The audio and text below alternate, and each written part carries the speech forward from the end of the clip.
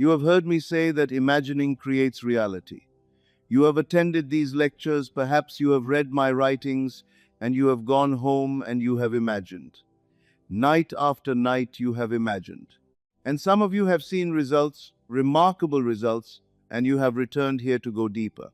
But others of you, and I know you are here tonight, have imagined faithfully for months and your world has not yet moved. The money has not come.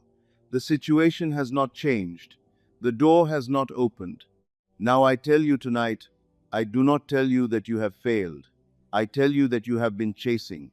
You believe that imagining is an act of reaching toward the thing you want. You construct your scene, your feeling, your inner conversation, and you hold it, you strain to hold it as a man strains to hold water in his fist.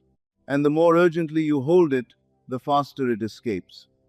My friend, that urgency, that straining, that very act of reaching is the confession your subconscious hears every night. It does not hear abundance, it hears I do not have. Here is what most who study the law will never tell you. The feeling of chasing is its own state of consciousness, and the law, being faithful and impersonal, gives you more of that state. Tonight I will show you the precise difference between the imagination that chases and the imagination that creates. I will show you that moment, and more than that, I will show you what to do instead. Let me show you first what chasing looks like from the inside. Because most who hear me would say, I am not chasing. I am applying the law faithfully. I am doing what Neville said. And I tell you, they are right and they are wrong in the same breath. A man came to my lecture in 1962 in Los Angeles. He was a businessman, and he had heard me speak on the law of assumption the previous year. He had gone home determined. He had constructed an inner scene every morning and every evening for 6 months. An exact scene. A scene of himself receiving a large sum of money, sitting at his desk, holding the check, feeling what he imagined was the feeling of abundance. 6 months. Not 1 week, not 2 weeks. 6 months of faithful practice. He came back to me. And when he sat down, I could see it before he said a word. He was more anxious than when I had first met him.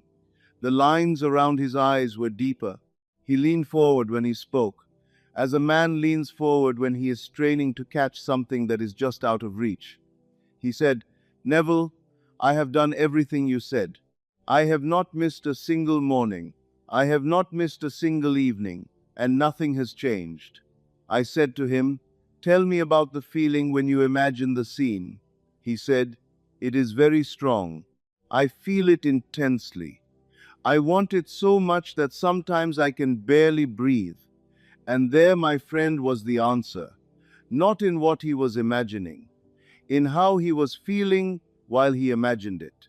I told him, you have been imagining from the state of a man who does not have this money and desperately wants it.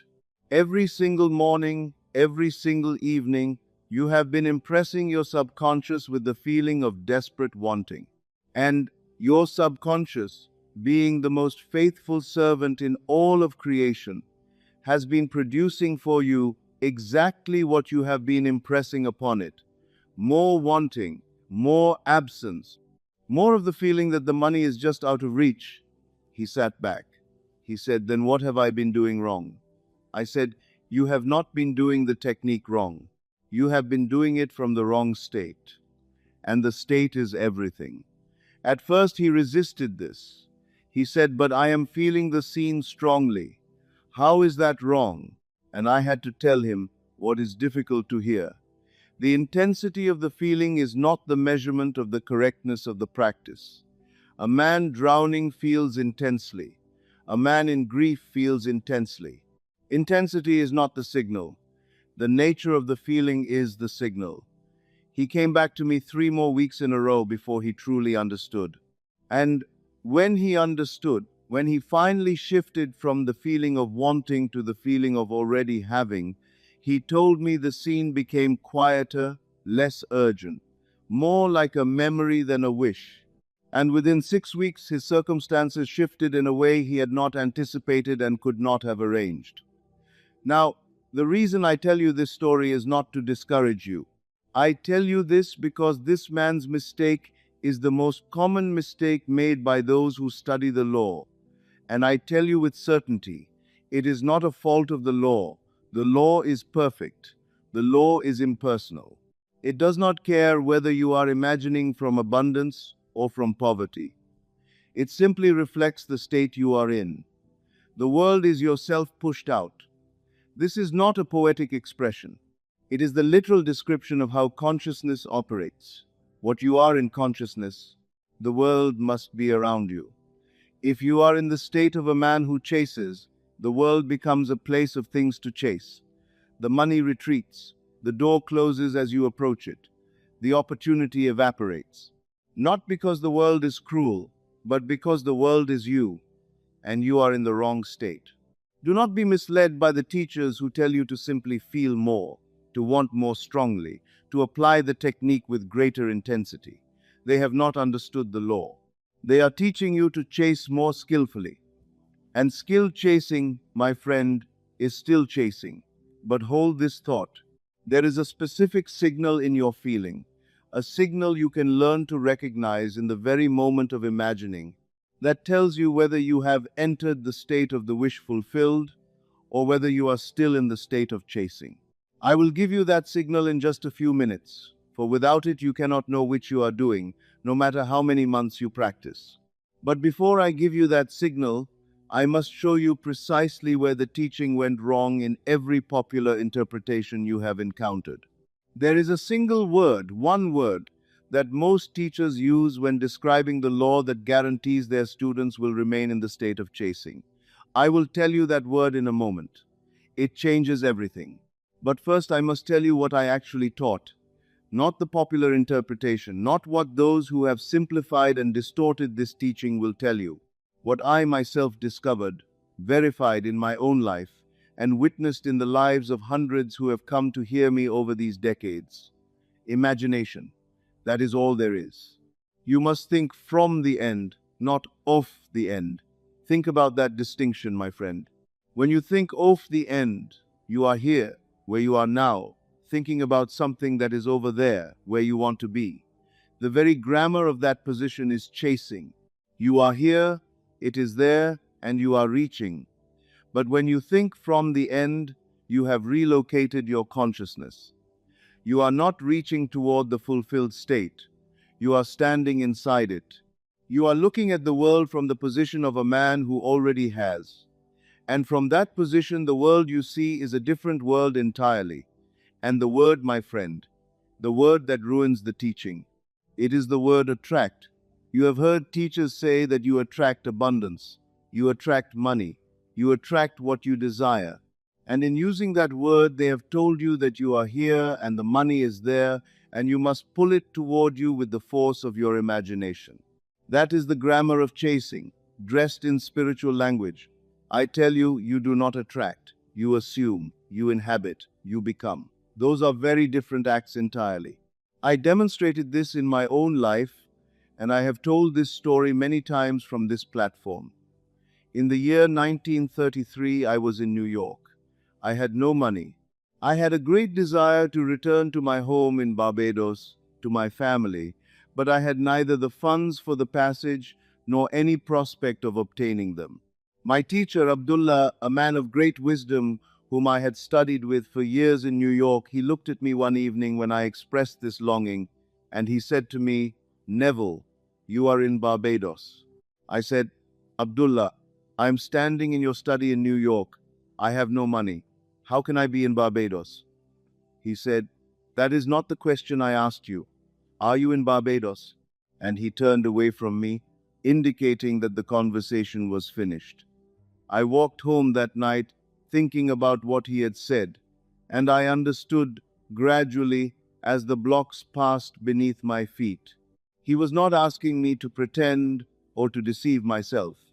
He was asking me to relocate my consciousness, to stop thinking OF Barbados, which was a form of longing and therefore a form of chasing, and to start thinking from Barbados, which meant to enter the state of a man already home. That night I did not visualize Barbados intensely. I did not reach for it or strain toward it. I simply let my mind rest in the assumption that I was already there. I felt the warmth of that island. I felt the familiarity of home, not as a wish, but as a fact, and I slept in that feeling. Within a matter of weeks, a circumstance arose that I had not manufactured, that I could not have arranged, that required no effort on my part. My brother sent me the money and the ticket, and I sailed home to Barbados. Now I must insist on this, my friend. I must insist. I did not manifest that ticket by visualizing the ticket. I manifested it by ceasing to be the man who needed the ticket and becoming, in my consciousness, the man who was already home. The ticket was merely the world adjusting to my new state. Make no mistake about that. The world does not give you what you chase. The world gives you what you are. Now I must tell you something most teachers will not tell you. There is a specific detail in the state of already having that even those who have studied these teachings for years continue to miss. Most people, when I describe the state of having, imagine it must feel grand, elevated, triumphant. They are wrong. And that misunderstanding is why so many enter what they think is the correct state and still produce nothing. I will tell you the precise feeling to look for. It is not what you expect. It is the feeling of relief, not excitement. Relief.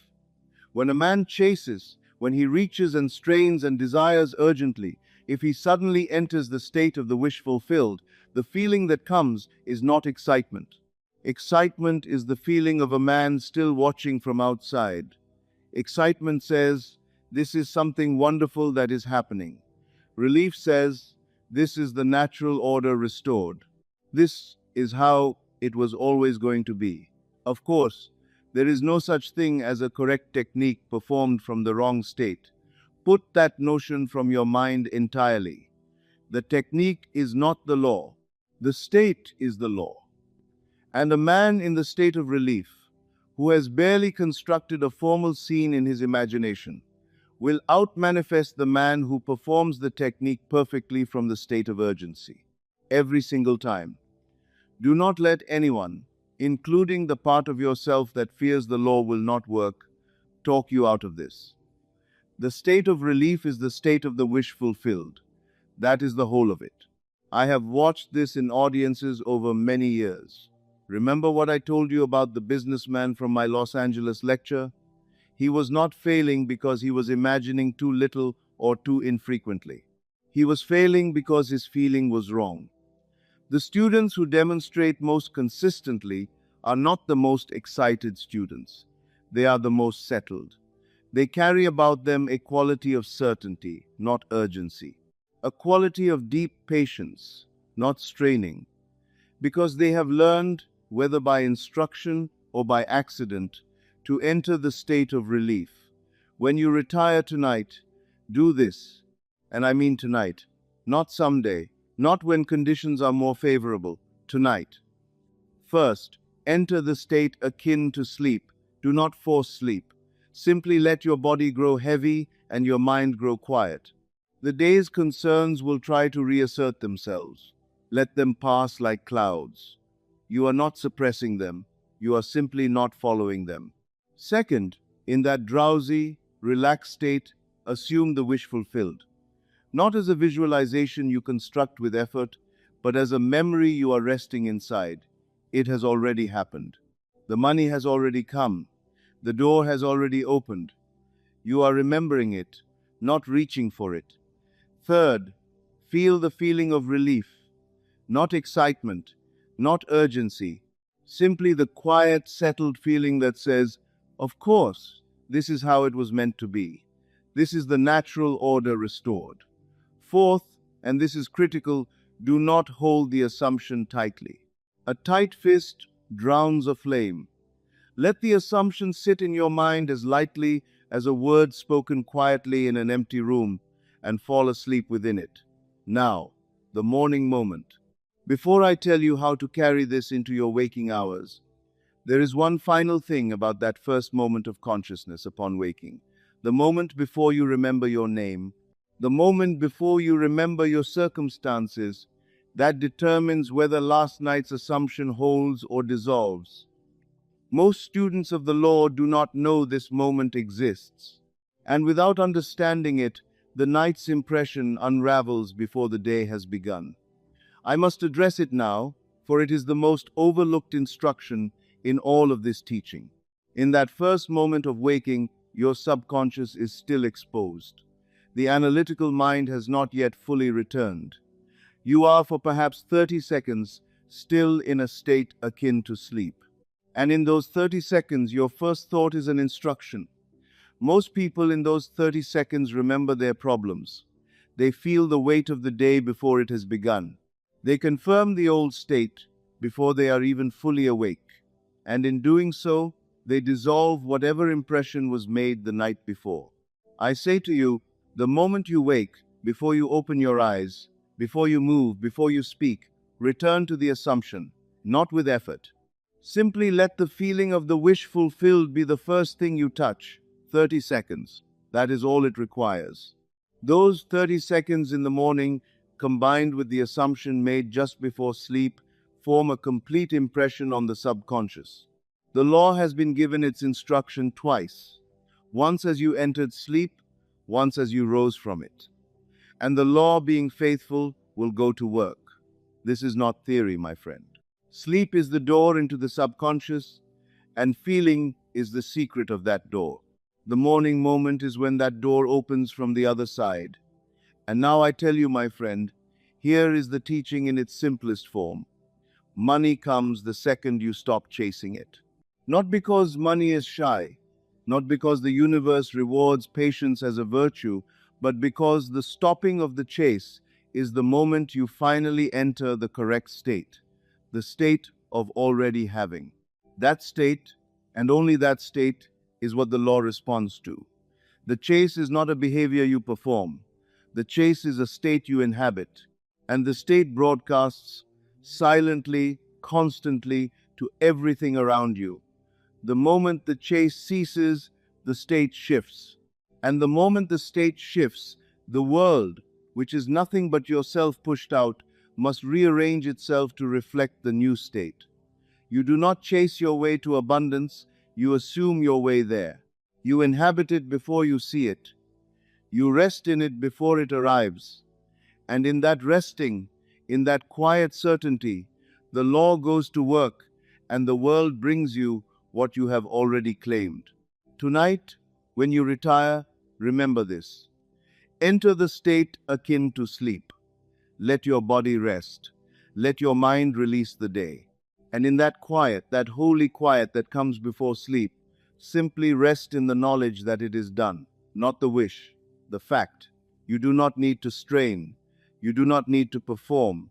Simply rest in the state of the man who already has, and let sleep carry that impression into the depths where all creation originates. And in the morning, in that first moment before the day reasserts itself, let relief be your first breath. Of course it is done. Imagining creates reality. Consciousness is the only reality. The world is yourself pushed out, and you are the man who already has. May you sleep tonight in the Sabbath rest of the wish fulfilled. May the law, which never fails, carry your assumption into form while you rest. Until we meet again, my friend.